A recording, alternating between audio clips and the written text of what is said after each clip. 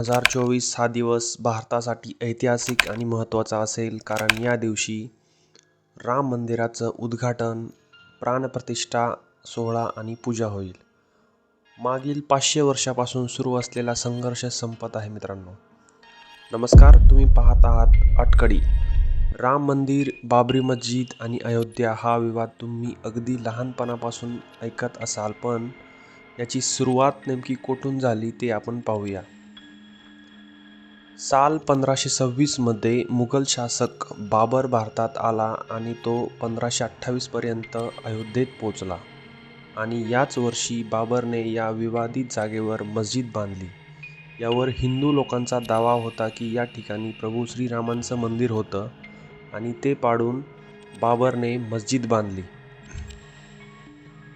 पुढे साल 1853 ते 1949 या काळामध्ये 1853च्या सुरुवातीपासूनच या ठिकाणी वाद होत राहिले आणि 1859ला भारतातील ब्रिटिश सरकारने या वादावर तोडगा काढण्यासाठी मुस्लिम लोकांना मस्जिदच्या आतमध्ये तर हिंदू लोकांना चबुतऱ्याच्या बाहेर पूजा करण्यास परवानगी दिली.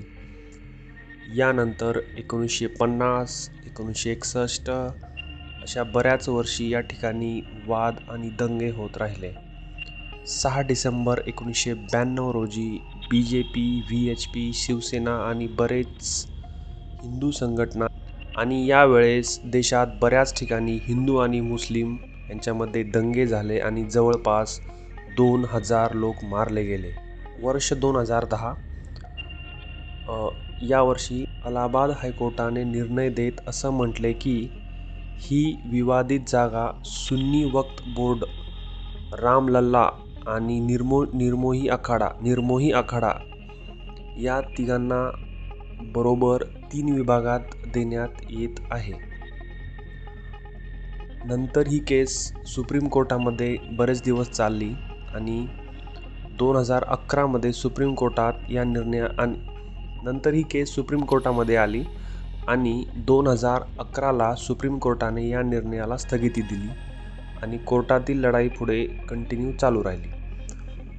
सुप्रीम कोर्टात प्रलंबित असलेल्या अयोध्या वादावर निर्णय 9 नोव्हेंबर 2019 रोजी सरन्यायाधीश रंजन गोगोई यांच्या अध्यक्षतेखालील 5 न्यायाधीशाच्या खंडपीठाने दिला. कोर्टाने शिया वक्फ बोर्ड आणि निर्मोही आखाडा यांच्या याचिका फेटाळल्या. कोर्टाने शिया वक्फ बोर्ड आणि निर्मोही आखाडा यांच्या याचिका फेटाळल्या आणि सुन्नी वक्फ बोर्डला खटला चालवण्याचा अधिकार नाही असे सांगून याचिका फेटाळली. सर्वोच्च न्यायालयाच्या खंडपीठाने एकमताने म्हणजे 5-0 असा निर्णय देत ही जागा रामलल्लाच्या बाजूने सर्वोच्च न्यायालयाने 5-0 अशा एकमताने निकाल देत ही जागा रामलल्लाच्या बाजूने दिले. वादग्रस्त जागा ही राम मंदिराची जागा आहे असे मानले आणि या अंतर्गत वादग्रस्त जमीन राम जन्मभूमीची मानून रामलल्ला ट्रस्टला देण्यात आली. त्याचबरोबर मशिदीसाठी अयोध्येतील 5 एकर जमीन देण्याचे आदेश सरकारला देण्यात आले आणि आता याच ठिकाणी भव्य श्री प्रभू रामांचे मंदिर 22 जानेवारी 2024ला उद्घाटन झालेलं आहे.